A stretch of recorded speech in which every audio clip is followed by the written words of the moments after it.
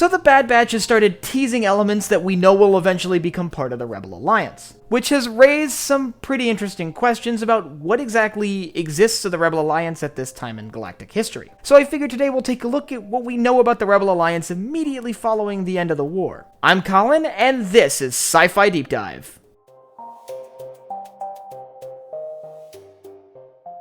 Remember, if you enjoy this video, to head down below and hit that subscribe button. So we're at most only a few weeks past the end of the Clone Wars, and we're already starting to see some of the early signs of rebellion. We know that the Rebel Alliance will ultimately bring about the downfall of this new empire, even though that's 20 years in the future. So let's take a look at exactly what existed of the Rebel Alliance, at least as far as we know, immediately following the end of the Clone Wars. Let's dive right in with the obvious character who we know will play a role in the Rebel Alliance in the future, and that's Rex. We know, obviously, from Season 7 of the Clone Wars that Rex survives Order 66 and removes his inhibitor chip, and it's notable that by the time of the Bad Batch, he seems to be sort of scouting the galaxy for allies. And while we know that Rex eventually ends up sort of living as a hermit on a desert world on board an ATTE, at this time it does kind of appear like he's sort of starting to organize the first reaches of the early Rebel Alliance. But I do think that's a little misleading. I think more appropriately, he's looking for additional clones. He's basically trying to save what he can of his brothers from during the war, and that will ultimately end up including the clones we see on his walker during Star Wars Rebels.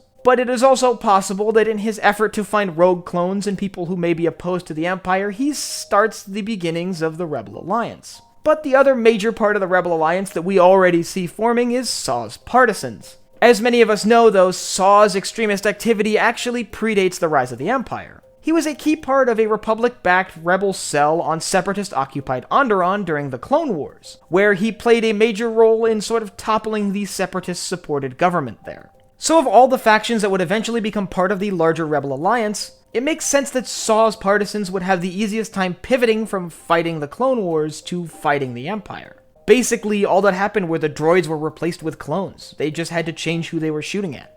So in these very early days, it's clear that Saw's partisans are already seemingly up and running. Now, it's notable that there's a few other resistance movements that are likely going on at this time that we don't know 100% for sure started immediately at the end of the war. But another one that's likely happening at this time is Cham Syndulla's Free Ryloth movement. Once again, another resistance movement that spent a lot of time fighting against the Separatists during the war, and simply had to turn their guns against the New Galactic Empire once the Imperial occupation started. We know for a fact that Cham Syndulla's freedom fighters would continue fighting all the way up to the Battle of Yavin, and likely beyond that. And then there's Rogue Jedi, the Jedi that survived Order 66. These are going to be people like Ahsoka, Yoda, and Obi-Wan. A lot of them are probably focusing on hiding right now. The galaxy just became a very hostile place towards the Jedi, and ultimately their focus is likely on laying low and not starting a rebellion. But what about the Rebel Alliance proper, the people we see running the Rebel Alliance during, let's say, the Battle of Yavin?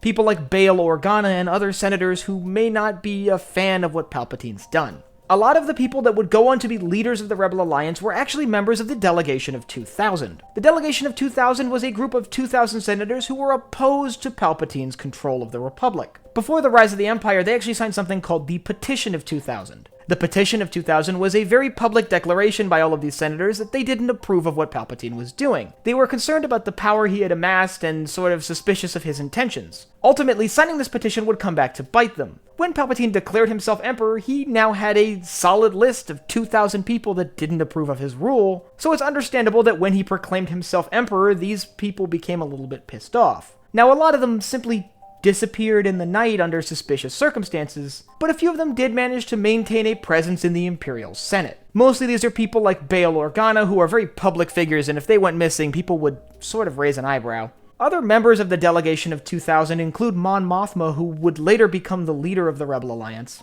and Padme Amidala, and we all know how that ends. Now, it's notable that at this time, the Empire isn't necessarily unpopular. I've talked in the past about why the galaxy was so accepting of the rise of the Empire, and we're still sort of in that honeymoon phase. People were generally not that opposed to the idea of the Galactic Empire.